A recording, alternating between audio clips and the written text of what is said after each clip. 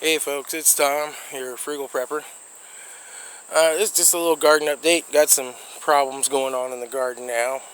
These are my lima beans, and it's weird. They grow this whole shoot, the whole pod first, I guess you'd call it. And then the beans form afterwards. So even though they've got pods, it's going to take them a while for the beans to develop. And this did say it's 110 days until maturity. You can see that one's starting to get some more beans in it. So I'll be excited to see how this turn out. Soybeans, they're growing beans, but they're going to be tiny. I think all the leaves got eaten off of these things, and they're just struggling. I may abort those. I might let them play out. I'll see. The squash has become infected with powdery mildew. I've tried to remove most of the leaves that were infected. That's why there's kind of a big hole in the middle here. There's still plenty of squash growing. I'm going to let them play out for a little while. The powdery mildew is showing up on the cucumbers as well. I went ahead, see these little white spots. Now these leaves aren't nearly as bad as the ones I removed. I just got done spraying this all down with a sulfur solution so that I can keep it under a little bit of control. I'd like to get a couple more weeks of cucumbers, and I'd like to let this cantaloupe get ripe. The weird thing is the cantaloupe leaves, they're the more rounder ones, are intermingled with leaves like this that are infected with the powdery mildew, but the cantaloupe leaves don't have it. No, I haven't found a single cantaloupe leaf with powdery mildew on it. So they must be, this particular strain must be more resistant to it. See, this cantaloupe's getting close to being done here soon, I think. I keep thinking it's going to be done soon, but it keeps getting bigger. So we'll see. The watermelon has also gotten quite a bit bigger. And I got another little one that's set down here on this vine. So I may get a second one. It's finally starting to get a little warmer here, which the cantaloupes like, your melons and cantaloupes. I've got red tomatoes coming out like crazy now,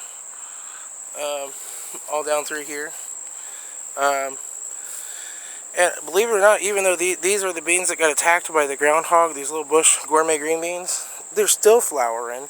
They're still putting on tons of beans. I mean, I come out and pick some for dinner every night, and I have more than enough. The peas, you can see they're getting yellow-ish. These peas are just about played out. They're also infected with powdery mildew. I sulfured these down real good, but I have so many of these blanched and stored at this point that these are going to be coming out probably this weekend. I'll go through and harvest what's left and pull the rest of these out and get this all cleaned out and ready for fall crops. But I mean, if you just look, there's just peas hanging. It kind of helps if you shake them, you can see them better, because you see them wobbling. There's peas all throughout here. The ones on this end aren't as bad, but you can see they're really starting to die back down in here, and it's just time for these to come out. They've had a good, full, long growing season, and I really started them too late in the season, but we had pretty cool summer, so we got good, good production out of them. You kind of have to hedge your bets like that sometimes. I'm finding in gardening is it's been a real bad year for cantaloupe and watermelon. Great year for peas. So if you can kind of plant some both, you're kind of hedging your bets as to what kind of a summer it's going to be. Because in Ohio, you really just never know. And even like in the more southern parts of Ohio, it's been a really hot summer.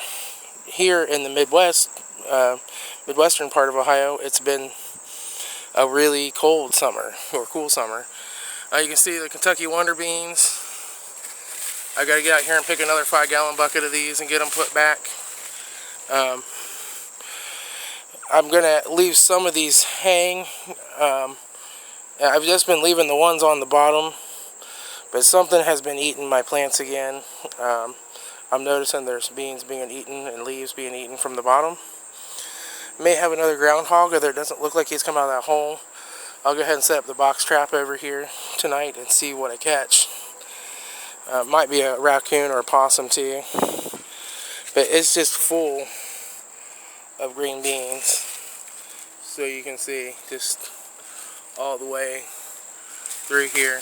And they keep going up. And more up here. So I'll be out here picking all those. And getting those pressure cans.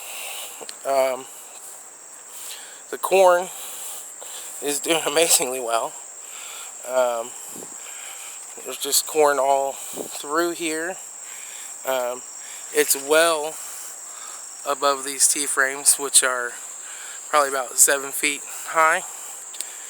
It's a couple feet above those. You can see, like on this particular stock, there's 1, 2, 3 stalks there. On this one over here, the 1, 2, 3, 4, 5 ears on one stalk. I've never seen that before. I've never seen that before, Mittleider.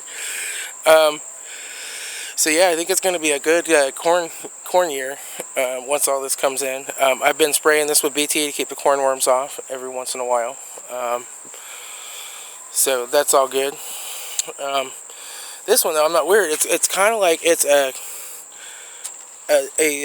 corn stalk with the tassel that tried to come out with the thing that shows out above or something. That's kind of weird.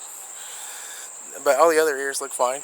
So hey, I mean, look at that one. That one's like way up there. So yeah, this corn will be ready to go here probably in a few weeks. So like I got it planted a few weeks late, or you know, everybody else's sweet corn, they're eating sweet corn right now. I still got a few weeks to go yet. Now, you know, I've never seen corn grow like that here before Mittleider, but corn does grow well in this area. It's a prime corn area here in Ohio. The potatoes are starting to break the surface. Those are potato plants. Little potato plant. And they're just breaking the surface all the way down through here. So the potatoes are alive. And they're growing. So it looks like I'm definitely going to have some potatoes anyway. Of course, over there is my Yukon Gold potatoes that are growing in the tire. They're starting to get a yellow on the inside and the bottom, so they're getting close to harvest time here soon. Won't be dying back for too much longer. I tell you, I saw some aphids on my corn. And I thought, oh man, I got aphids, I got to get some sprays. And then as I looked through here, I'm going to see if I can find one now. I'm not seeing one at the moment. But earlier when I was out here watering, I saw about 12 ladybugs intermingled in throughout the corn. So the ladybugs have shown up to take care of the aphids and get a meal. I'm just trying to see if I can find one now. I'm not seeing one now. Because I got the camera on, right?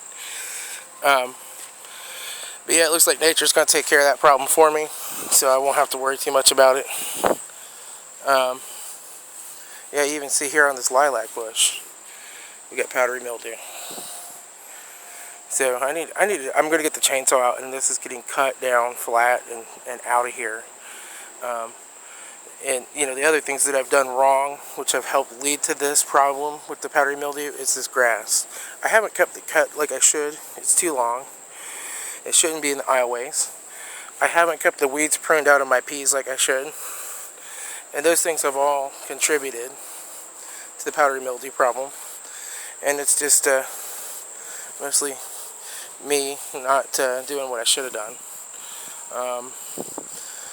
Again, like the Mittleider method recommends nothing but dirt around your garden beds. So that's a goal for next year. If this stuff comes out and I have time to get my fall crops in to these beds, they'll go in these beds. If not, I think I'm just going to till me up a square up here and put me in a couple of 15-foot soil beds and do it the old-fashioned Mittleider way, and put my fall crops in there. As far as the fall crops are going, I'll show you. No, I'm not watering my plants with gas. Okay, I was getting the chainsaw work going. These are my plants for fall. Purple cabbage, savory cabbage, early Jersey cabbage, pak choi, bok choy, Grandpa Admire's lettuce, red romaine lettuce, Paris Island lettuce, spinach mustard. These are the Paristine carrots. Normally you would not start a carrot from seed, but these are little short fat carrots. They don't go very deep. They're great for cubing up in cannon. More tomatoes there. Okay, folks, that's it for now. I just wanted to give you a little update. This is Tom, your Frugal Prepper. Everybody, be happy and be frugal.